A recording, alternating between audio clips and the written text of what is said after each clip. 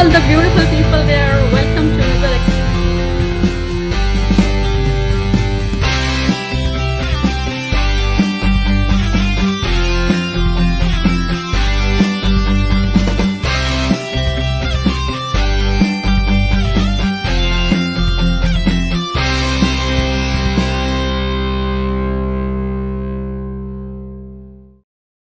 Hello, all the lovely people there.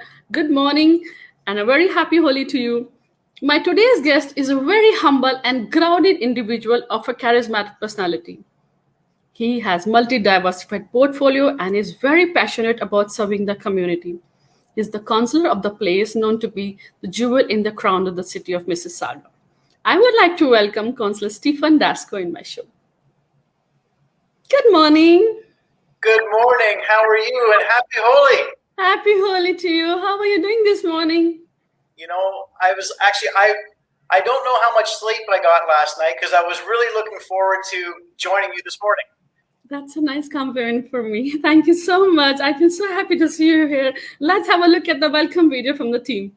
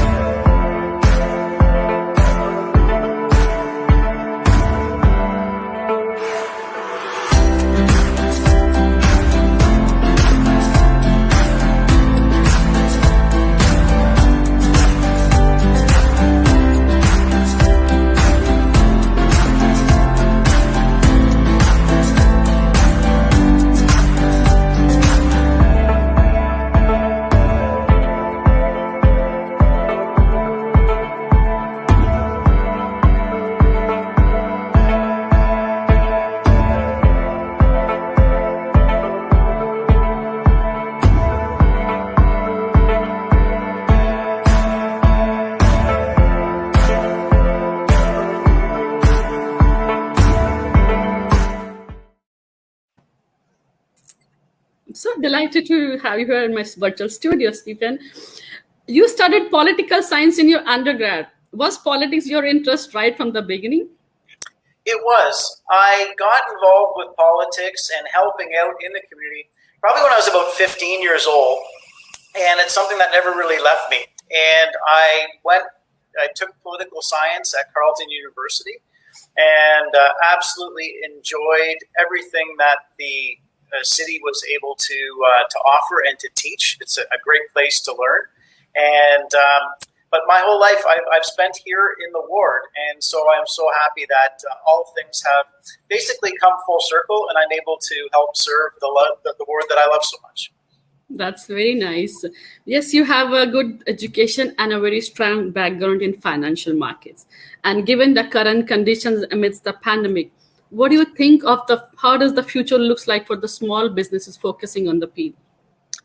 I think what's happened to the small businesses is extremely tough, and quite frankly, you know, I wouldn't say that I am questioning the science or anything of that nature. I don't question our federal, provincial, or regional people that are guiding us through the whole pandemic. Very tough for everybody. We're all learning this as we go. But for me, it's, I'm not looking at the science. I'm looking at the plan. And the plan to me is, if you have people going into big box stores en masse and climbing essentially all over each other, that's where I would fear to have infection spread. In our small businesses and shops, people take it so seriously because they take it like their lives depend on it, which they do financially and for their health. And also, they care about their people that are coming in to see them as well. So I understand they've been absolutely hurt beyond belief, and I think it's wrong. and what I've been saying for months now is we should have an equal playing field. Let people open, let things be very strict in terms of opening rules, in terms of who's interacting with who. And if you break the rules, then the punishment should be severe. I appreciate your honesty. This is a very honest reply, that you're sharing here. Everybody's been talking, and I have been asking this to all the leaders, whoever I interview, and people are really not very openly talking about this. Some people do express, but then government is not taking the kind of action it should have taken. That's the reason the small businesses have severe. They have had very bad damage. They've happened. So I hope something will be taken care in future time now. Yeah, it's been devastating for many, and to the point where some just won't recover, unfortunately. And this is what I really fear: is once the government programs stop, you're going to start to see more and more people really feel that huge amount of pain that's been built up over a year now. We're over a year, since everything shut down. And I've got to say, there's a local conference and wedding hall, which was always busy in the ward, called the Oasis. And a gentleman came in. He purchased the operating business, and right when he did it literally a month to 2 months before the pandemic shut everything down. Devastating by all accounts. This is as you know, and many that are watching right now, people put their life savings into what they're doing, and not only that, but they put their heart, and also they get their families involved too with their businesses. And so everybody wants to be safe. We all want to come out of this on the other side positively and strong. But at the same time, again, I feel absolutely horrible for what's happening for some of our small businesses, because it's not warranted. Yes, you're very right. People have invested their lifetime savings, their dreams, their everything to build their businesses. And the kind of this after effects of pandemic, it's going to be much more, scary. It's giving a very scary picture. The other day also, I was reading some kind of a research. So it was this research about this only, the small businesses. And 1 in every 3rd business in Peel region, they are almost at bankruptcy. They are finished. They're ruined completely. Yeah. And how do you recover from that? Financially, emotionally, the toll that this is taking on everybody, and not to discount the virus. This is something that is, it's you either get the sniffles and a bit of a flu, or it kills you. You're not sure if you get it, what you're going to end up with, and that's the type of situation that we're dealing with. But the reality to me is, again, I'm not debating that by any stretch of the imagination. It's just where we're targeting our efforts. Yes, you're right. We are gradually opening, and now at the same time, there has been speculation of another lockdown, as we're in the 3rd wave. And people are really frustrated. They don't want to be indoor anymore. They've had a lot, The one saving grace that we do have right now is we have some nicer temperatures ahead. We're not going into winter. We're coming into spring and nicer weather. Yes. So what I've been advocating for and pushed for, I did last year, and I had a buy-in from council and the mayor. Same thing that we've extended this year is we've taken the restrictions off and the bureaucracy off. If you want to open up a patio, if you happen to have a restaurant, for example, you can go outside. You can set up outside without a whole lot of red tape to go with it. That's one thing, and no fees. So you can just put your tables and chairs out. You don't have fees to go with it. Certainly, you can go, if you want more information, you can go to my website. It's stephandasko.ca. Again, that's stephandasko.ca. You can get some more information there. But also, the other things that we're working on are, for example, if you wanted to do, say, a pop-up market or something like that outdoors, we're able to do that as well, as opposed to going out and getting permits and things like that, because realizing how tough this is for everybody. Yes. And so we're trying to say that the city isn't the level of government that has that firepower when it comes to having all kinds of financial incentives. We just don't have that ability to do so. But what we can do is we can make things a little bit easier for people to operate. And so that's what we're going to do and keep on doing that. Last year as well, on our Main Street in Port Credit on Lakeshore, there's the east side of Port Credit always tends to be a little bit more of a struggle than we do tend to have on the west side. And so I came up with an idea and worked with the BIA and the city on. It was called Classic Car Thursdays, and that's where we ended up having classic cars from all over the GTA came. They used some of our parking spaces along the big wide boulevard that we have, and we had some music playing as well. And the whole idea was to get people walking in a family-friendly, COVID-friendly way, because we also had a guy on stilts. His name was Kyle. Fantastic. He was up on stilts, and he was telling people to all keep their distance as they were walking, and people got to see the businesses that were there. And I think it was something that brought a little bit of joy to everybody while being safe at the same time. And I think and why I mention that is because I think we need to see more things like that around the GTA, getting people outdoors and not all gathered in one particular spot, but get people with their masks on, and at the same time they could be outdoors, and also we could be business friendly too to our small businesses. Sometimes I feel blessed I'm living in this country. You guys really think so much about your own people. Okay, coming to the next question. There has been a lot of discussion on the subject of vaccinations, especially in the Peel region. As we have the culture of multi-generation households in Peel, don't you think we should have headed up in the vaccinations here? Why are we way behind? That is an interesting question. I know that Mayor Crombie has been asking that question as well. And we have essentially 10% of the population in Ontario. And until recently, we were getting between 6 and 7% of the vaccinations coming in to Ontario in Peel region, which to me just does not make any sense at all. It should be proportional. And also, quite frankly, I think we should be targeting the areas that are a problem. You've heard others talk about, if there's a fire going, that's where you want to send the fire department. And right now, we've had a lot of fires outbreaking around Peel region. And this is where we really need to be targeting things. I've also been asking and advocating strongly. I continue to do so.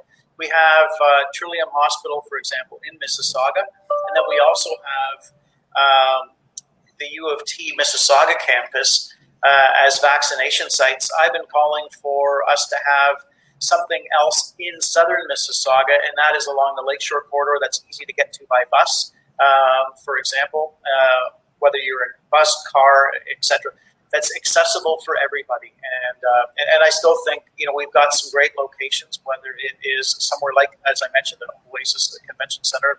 They've even offered up their place. They'd like to see it over faster than anybody else so that they can actually get back to, the business that they signed up for. There's also the Cawthra Senior Center and other places like that, which I think are very accessible, and it would be good to help serve our seniors that are always our most vulnerable. Yeah, I hear in the news that the mayor has been really trying to pressurize the government that we need more vaccines here. But I don't know why they have been ignoring this part earlier. They should have pulled up long back. Yeah. Okay, besides politics and volunteering and working for the community, what do you do in your free time? Well, that's pretty much it. I've got to say, from earlier on, we were talking about me being born and raised in the community, and I love it dearly. So even in my off time, I go out, and if I see, for example, after the winter thaw and things like that, you did get to see more garbage out. And so sadly, what I do spend my free time on is I grab some garbage pickers and some gloves and some bags, and I go out and I end up picking up trash around the community. So I do all kinds of different things like that. For myself, I'm also an amateur, very amateur musician. And when I was younger, I used to play drums. And since I've gotten back my drums out, and I tend to play around on those a little bit. Aside from that, my wife and I, she always says, what do I look like? But is always tend to be working. But we love spending time with our little dogs and just puttering around the house. I was expecting a little more honest answer, but no, you still, you played a little diplomatic here. Okay, what do you do to remain, fit and look charming? You're too kind. Honestly, that I don't know if it's diplomatic or not, but sadly, that's my life.